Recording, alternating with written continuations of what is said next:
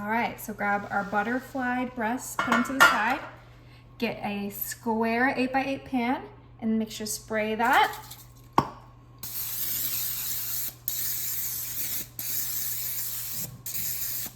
Perfect.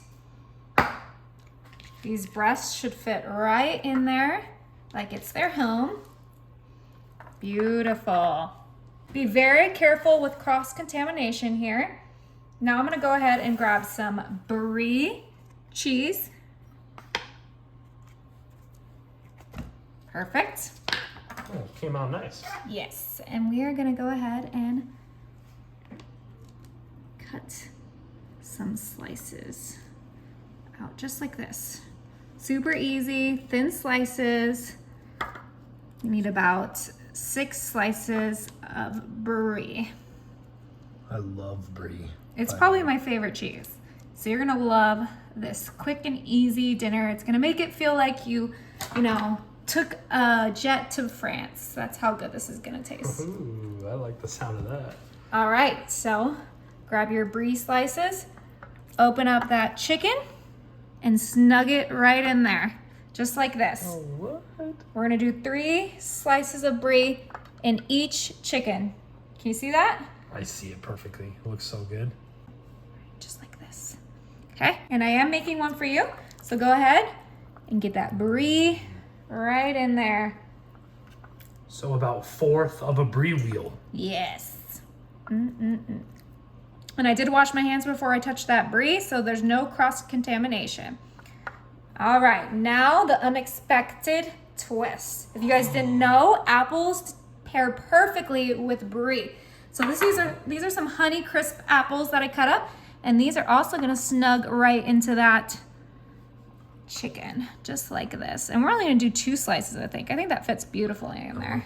It looks fantastic. I don't think that's weird. I don't know why you said apples are weird. All right, go ahead. Just like that. And those are looking gorgeous. I'm gonna go ahead and wash my hands and then we'll do the next step. Let's put this to the side. Grab a bowl and a whisk. I know this is gonna seem weird. Get some maple syrup right What are in we there. making? Beautiful. That's about 1/3 a cup. Grab some Dijon mustard. That looks good. That's about 2 tablespoons. Some garlic paste. I'm gonna be generous with this because I love garlic. That was about a teaspoon. Okay, and of course we need some seasoning. This is some black pepper. Get lots of black pepper in this because this is gonna season both of those chickens. We are making a delicious little, marinade topping for our chickens. It's gonna be so good, you guys. That was a lot of pepper. Oh yeah, and some salt. And you can skip salt if you're worried about the sodium. And we're just gonna give this a nice and quick whisk so that we blend all of those flavors together.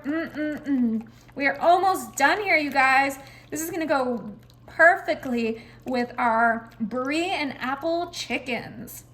All right, that looks well mixed. It looks delicious. Go ahead and grab those chickens and we are gonna drizzle this right on top, just like this. Ooh, get those soaking in that. Oh my. Wow. That looks incredible. But last, not least, some fresh thyme. Ooh. Yes. Well, don't use all of it or else we'll start running out of time. And we are gonna just muddle these right on top.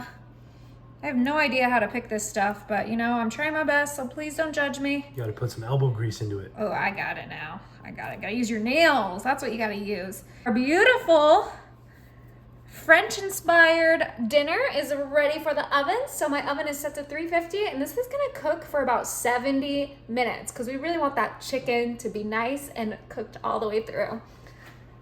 Woo-hoo-hoo. Would you look at that? Oh my, this looks so good, you guys. Oh, that cheese is just oozing out. Okay, let's go ahead and get this baby Oh yeah. It's gonna be so good. Woo!